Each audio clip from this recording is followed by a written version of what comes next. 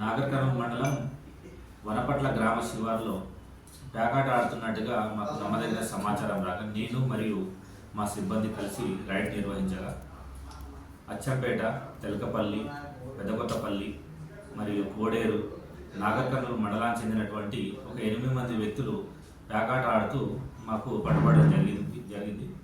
వారి వద్ద నుంచి 2,43,000 రూపాయల నగదు మరియు 6 మోటార్ సైకిళ్ళు, ఒక బలెనో కారు మరియు ఒక 10 మొబైల్స్, సెల్ ఫోన్స్, అదేవిధంగా ప్లేయింగ్ కార్డ్స్ను కూడా సీజ్ చేయడం జరిగింది.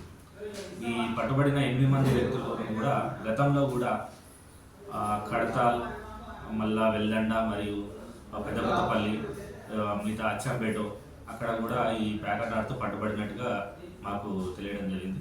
వీళ్ళపైన కేసు నమోదు చేసి రిమాండ్ తరలించడం జరుగుతుంది.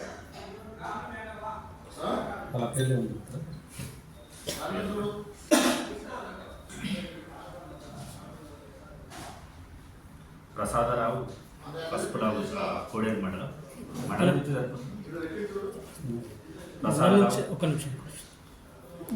పేరు చెప్పండి.